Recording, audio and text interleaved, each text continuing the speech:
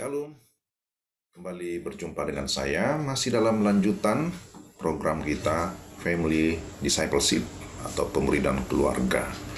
Pada pertemuan sebelumnya, saya sudah menyampaikan dasar pemuridan keluarga.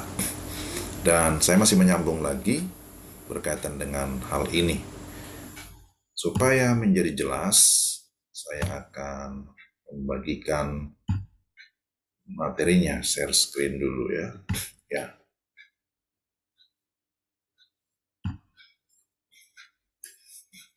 Saya beri judulnya keluarga yang memuridkan.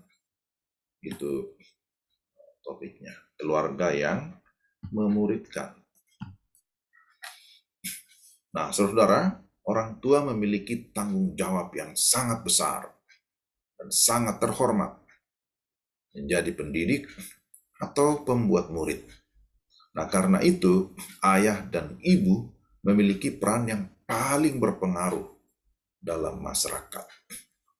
Jadi, keluarga itu adalah unit terkecil di tengah masyarakat. Tidak akan ada masyarakat kalau tidak ada keluarga-keluarga.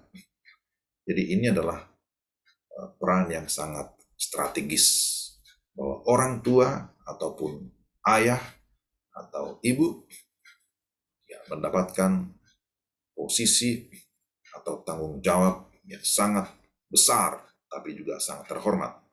Kita harus menyadari itu. Anda dan saya, kita menjadi orang tua bukan kebetulan. Karena itu sadari bahwa Anda adalah pembuat murid dalam keluarga. Ini perlu kesadaran ya. Anda dan saya bertugas menjadikan anak kita bukan menjadi murid biasa-biasa, tapi menjadi murid Kristus, Sang Guru Agung itu. Ini luar biasa. Anak bukan hanya sekedar keturunan Anda atau sekedar keturunan kita, tetapi ia sekaligus adalah anak didik kita.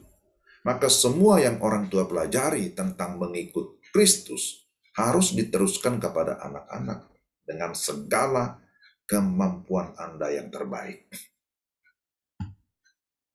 Jadi yang perlu diperhatikan di sini adalah kepala-kepala keluarga ataupun orang tua harus bersusah payah belajar firman Tuhan jika mereka hendak melaksanakan kewajiban mereka.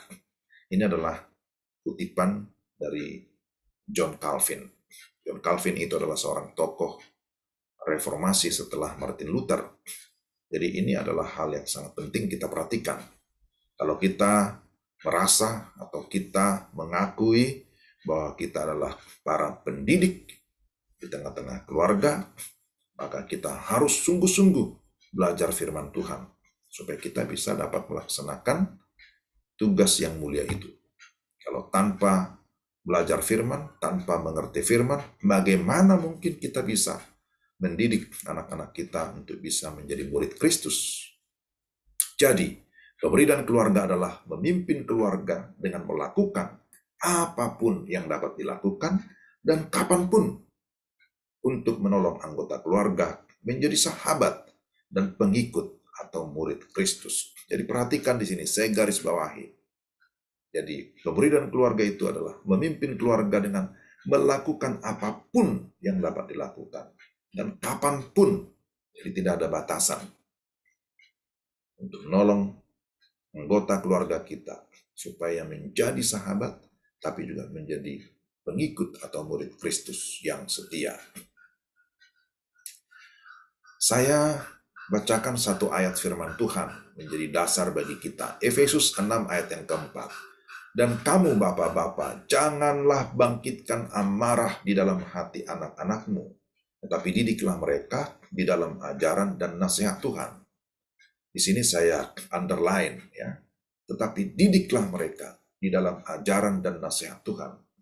Kata didik atau mendidik adalah sebuah proses yang panjang ya, sama seperti seorang ibu dan ketika dia sudah melahirkan bayinya kemudian merawat bayi itu hingga bertumbuh menuju kepada kedewasaan. Nah, itulah yang harus dilakukan oleh orang tua. Mendidik di dalam ajaran dan nasihat Tuhan. Pemuridan keluarga yang baik itu harus intensional. Apa artinya? Sungguh-sungguh dan disengaja. Jadi bukan sambil lalu. Tapi juga konsisten. Di sana ada ketekunan terus-menerus. Dengan tujuan yang jelas untuk melihat anak-anak menjadi makin serupa dengan Kristus. Nah, oleh karena itu, perlu ada perencanaan dan strategi dalam melakukan pemuridan keluarga. Ya, saya tidak berkata bahwa saya sudah sempurna melakukannya, tapi memang harus ada ya perencanaan, harus ada waktu yang khusus, waktu berdoa bersama, waktu mendengarkan firman bersama, waktu untuk beribadah bersama, dan itu dilakukan secara rutin tentunya. Perhatikan saudara, ada hal penting yang mau kita lihat bahwa pertama, orang tua memiliki potensi untuk menjadi orang yang paling berpengaruh dalam kehidupan seorang anak.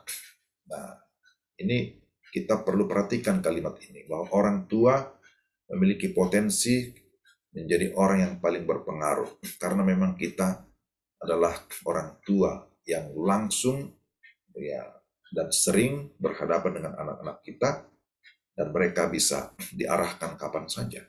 Dan kedua, Tuhan sudah memerintahkan dengan jelas bahwa prioritas tertinggi orang tua adalah menolong anak-anak mengenal, mempercayai, dan menaati Tuhan di dalam hidupnya. Inilah yang saya sebut sebagai tugas yang mulia itu. Ini tugas yang agung. Karena itu, mari kita lakukan. Mari kita mengerjakannya dengan sungguh-sungguh. Nah, kiranya Tuhan memberkati saudara, memberikan kita kemampuan untuk dapat melakukan tugas yang mulia. Bahwa saudara dan saya para orang tua, memang harus kita ingat bahwa kita adalah para pemimpin rohani di tengah-tengah keluarga. Sampai jumpa lagi di kesempatan berikutnya. Tuhan memberkati.